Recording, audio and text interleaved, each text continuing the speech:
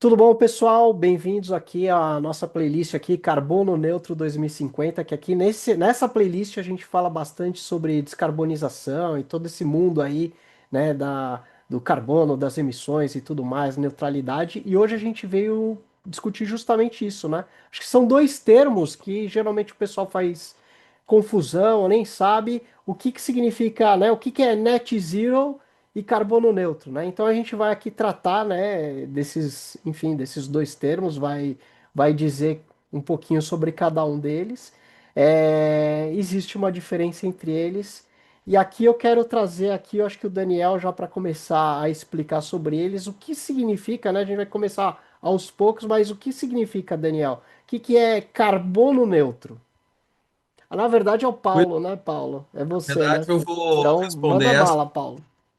do Daniel, e é bastante interessante, né? Porque durante muito tempo se falou, né, de compensação, né? Então, carbono neutro vem muito nessa questão de compensação.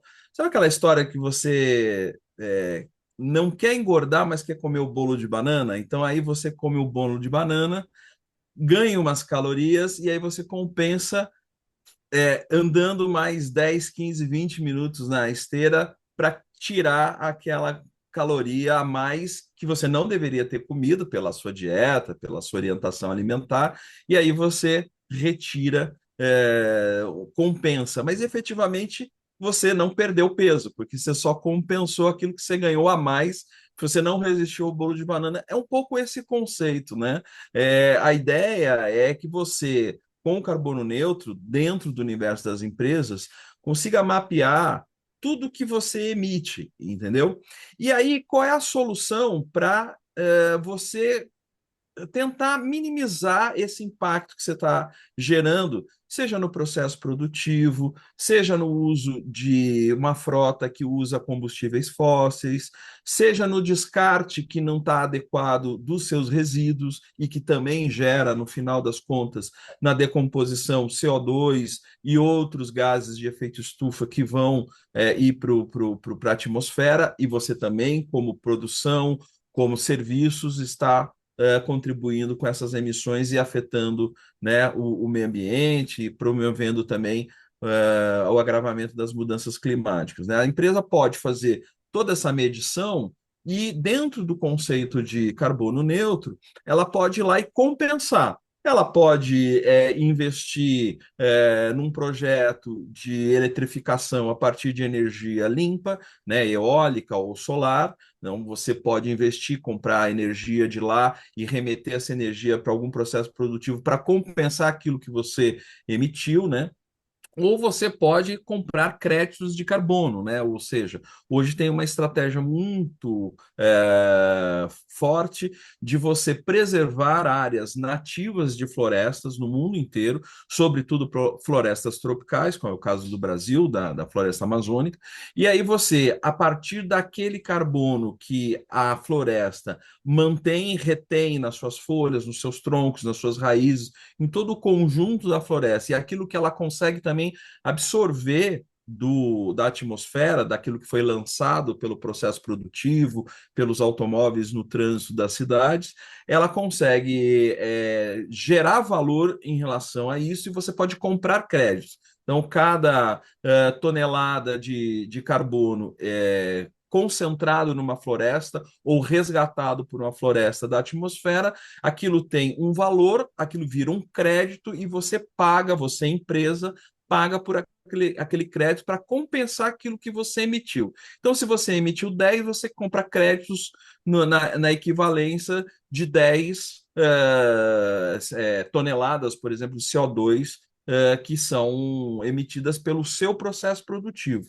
Só que isso não resolve nada, né? Você continua emitindo, continua lançando, e você conta com a ideia de que uma floresta, por exemplo, a partir do crédito de carbono, vai ali compensar um pouco o que você fez em termos de processo produtivo ou processo comercial, com uma frota só de combustível fóssil e etc. Então, assim, é meio como você fazer a sujeira e terceirizar a limpeza. Então, o carbono neutro hoje, ele talvez seja uma etapa inicial, né, entre o não fazer nada e aí o net zero, que é a nossa próxima questão, né? Que é um outro conceito que vem ganhando força, né? E eu repasso agora diretamente para o Eduardo para ele explicar um pouco mais o que é o net zero e quais são as diferenças em relação ao carbono neutro, né?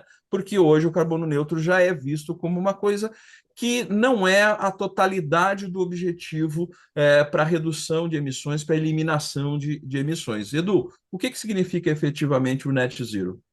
Então, bem legal, Paulo. Eu achei interessante também a sua explicação do carbono neutro, porque assim, realmente são dois termos, né, que você olha e, a princípio e você não vê diferença, né? Mas até pelo que você falou, pela sua explicação, a gente vê que o carbono neutro é, por exemplo, tudo bem, a pessoa ela tá de certa forma neutralizando as emissões delas, mas ela não tá de uma forma efetiva tentando reduzir, né, as suas emissões, o que faz sentido, né? E eu acho que é essa a diferença entre o carbono neutro e o net zero. O net zero a gente tem para um monte de coisa, né? Tem para energia, tem para resíduo, né? Água, enfim, tem para carbono também, né? Que é uma métrica diferente. Porque assim, se a gente fizer um paralelo até, né? Pensando, por exemplo, em energia. Não adianta você sair, por exemplo, na sua casa instalando um monte de painel fotovoltaico, enfim, né? É a mesma coisa o carbono. Não adianta você sair comprando um monte de crédito de carbono, saindo compensando um monte de coisa, porque você tem os passos antes, né? A primeira coisa é você, de fato, medir, né? Você tem que saber o que que você tá consumindo, né? No caso da energia, qual que é o seu consumo de energia, né? Quais são os picos, onde que estão os gargalos do seu consumo? Nas emissões de carbono é a mesma coisa, onde que você está, o que que você faz que você está realmente emitindo, né, carbono na atmosfera? Será que são as suas viagens? Será que é a sua alimentação? Será que é o tipo de trabalho que você leva, a utilização dos veículos, utiliza muito avião, enfim, você tem que começar a metrificar isso. Existem várias métricas, como o GHG Protocol, no caso aqui no Brasil, que fala também dos escopos um, 2 e 3, que aí eu acho que até em outros vídeos a gente já falou, né, que o escopo um é mais o nosso o dentro de casa, as nossas emissões dentro de casa, o escopo 2 é só referente às emissões de energia elétrica, e o escopo 3 é mais fora de casa, né, os fornecedores, enfim, todas aquelas, vamos dizer assim, aquelas emissões que não são diretamente nossas, né? São umas emissões indiretas. Então, esse seria o escopo 3. Então, a primeira coisa é fazer, né? Ter essa metrificação, medir isso. E aí, depois, a partir do momento que você sabe onde que estão os seus gargalos, onde que estão as suas emissões e tudo mais, você começa a reduzir. Você fala, opa, aqui eu consigo reduzir, aqui eu consigo reduzir, aqui eu vou tirar. E é legal você fazer isso. Não adianta também você fazer um inventário só, por exemplo, de carbono. Você tem que fazer isso todo ano, porque você tem que ver a partir desse ano para o próximo, enfim, se você está diminuindo, está reduzindo, né? Está aumentando, enfim, aonde que estão. Às vezes você cria novos gargalos, né? Enfim, você começa a metrificar isso para daí, no segundo momento, você de fato fala, opa, então aqui eu já reduzi o máximo que eu consegui. Porque vai chegar uma hora que você não consegue mais reduzir. É a mesma coisa com energia e com água, por exemplo. Se a gente pensar em net zero de energia, net zero de água, por exemplo. O net, né, se você quiser reduzir 100%, você fecha todas as torneiras, não utiliza mais água, e energia você apaga tudo, desliga todas as luzes, enfim. Então não é também nisso onde que a gente quer chegar, né? Então daí sim a gente começa a partir até para aquilo que você estava falando, né, Paulo? De aí a gente pegar e aí sim, comprar créditos de carbono, a gente terceirizar essa parte, né? Compra os créditos de carbono, ou compra uma área, faz um plantio e faz a parte de compensação arbórea, né? E o Net Zero, de certa forma, né? Ele segue algumas metodologias também, existem algumas certificações. A gente tem o LEED, tem a família dos todos os zeros, né? Tem o LEED Zero, né? Tem vários LEED Zero, tem o SBTI também, né, que é o Science Based Targets Initiative, né, que fala também dessa parte dos net zeros. Tem também no outro vídeo que a gente estava falando daquela certificação do selo do Global Network for Zero, que é o GNFZ também, que também ele fala que é um selo que ele trabalha sobre isso. Então, assim, O carbono neutro, basicamente, a gente está ali, a gente está tentando neutralizar sem metrificar, sem fazer nada. A gente, lógico, você precisa metrificar para pelo menos você saber a quantidade de carbono que você está emitindo, mas você não está tendo ações para você reduzir aquele carbono, né? Então, no Net Zero já a gente comprova isso e a gente traz isso de uma forma mais, né, mais inteligente, vamos dizer assim, né? Então, o Net Zero é o final do processo, né? E aí eu queria ver com o Daniel agora, né? E aí trazendo até outro vídeo que a gente fez, né? No SG Talks, a gente falou bastante sobre greenwashing e tal, não sei o quê. E eu queria saber assim, né, do Daniel, assim, como saber se uma empresa está usando os termos, né, da forma séria, né, ou seja, ela está fazendo isso, ela está né, falando do carbono neutro, ou ela fala que é net zero, mas ela tá mais propensa a carbono neutro, né, ou ela está fazendo um greenwashing, ou ela não sabe, enfim, eu queria saber do Daniel essa parte aí, como que a gente mescla tudo isso. Boa, Edu. Boa, Paulo. Muito bom. Tudo Agora isso. acertei, hein, Daniel? Agora eu Agora foi beleza. Não, muito bom isso que vocês falaram. Muito bom. Vocês adiantaram muito, muito já do conceito. E aí, acho que já antes de eu começar a responder, vale a dica mesmo que você acabou de deixar. Tem um outro vídeo de greenwashing. Então, se você tiver curiosidade para entender um pouco mais do que é o greenwashing, né? Essa maquiagem verde, então assiste lá o nosso outro link. O nosso outro vídeo está na nossa playlist, mas enfim, bom, Edu, essa aí a pergunta que você fez é a pergunta de. Não vou falar de US$ 1 milhão, mas vou falar de 1 trilhão, vai? Porque hoje em dia todo mundo agora fala em ESG, fala em sustentabilidade e às vezes os termos vão ficando, vão perdendo, né? O conceito original vai, né? Começa a ser banalizado e às vezes as empresas acabam agindo não de má fé, mas às vezes sim, às vezes não, né? Não dá para pôr a mão no fogo por todo mundo, mas acaba contando uma história que não é 100% verdade, né? Então, e no fim do dia ela acaba omitindo o que é crucial e acaba exagerando o que às vezes é trivial, né? Então, o greenwashing não é só um problema de marketing, ele é um problema de erosão de confiança, vou dizer assim, porque ele acaba afetando todo o mercado, né? Porque afeta você, que eventualmente a empresa que faz isso, vamos dizer que seria um lobo em pele de cordeiro, né? E acaba destruindo a credibilidade de quem está fazendo certo.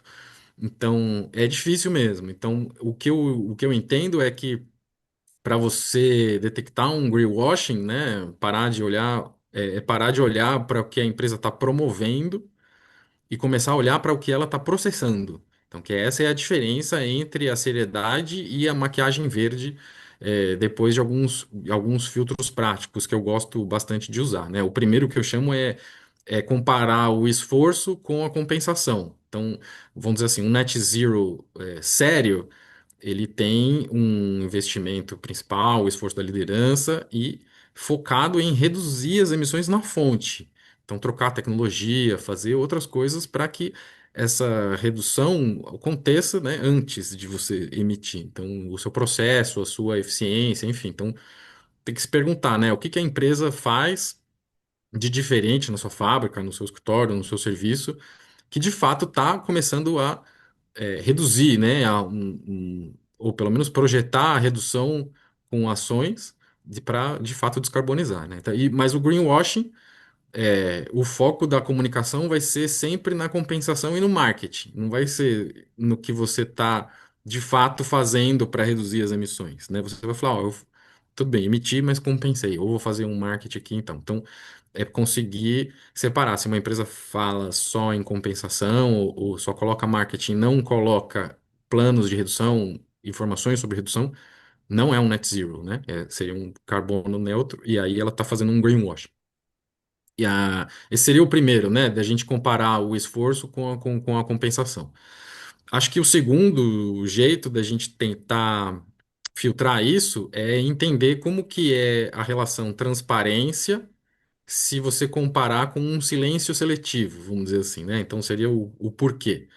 Então, um net zero que é sério, ele vai acabar vinculando as metas, metodologias reconhecidas, né? SBT, o Science Based Target Initiatives, para Net Zero e vai auditar esses dados. Então não vai falar só que faz, mas vai mostrar como e por que está fazendo isso, né?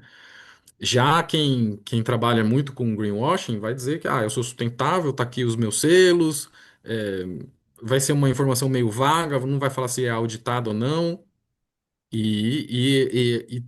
Por muitas das vezes os dados, né, os relatórios de sustentabilidade nem auditado por terceiro são. Então é uma coisa que fica um pouco mais suspeita, vamos dizer assim, né, em termos de novo, transparência e silêncio seletivo. Eu lembro de um caso, só um parênteses antes de eu entrar no outro filtro, de um caso que teve nos Estados Unidos com uma empresa brasileira que no seu relatório de sustentabilidade não apontou alguns riscos que ela sabia que existia, que ela tinha alguns riscos operacionais existentes que estavam altos. Ela sabia disso, não pôs no relatório de sustentabilidade que tinha essa visibilidade e que já estava trabalhando num plano, enfim, deu um problemaço.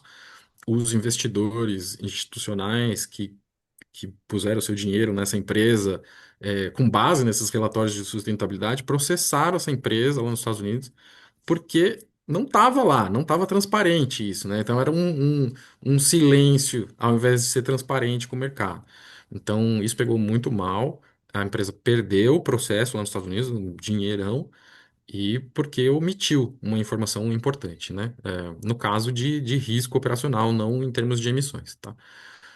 Bom, voltando agora, então, um terceiro filtro que eu acho que é importante é entender a parte se o trabalho é uma ação isolada ou se é de fato parte de um programa de governança. Então, um net zero que é sério vai ter o tema ESG no conselho, liderança, né? Vai estar um conselho discutindo, discutindo até, inclusive, remuneração dos executivos, né? Com frente aos seus indicadores aí de performance.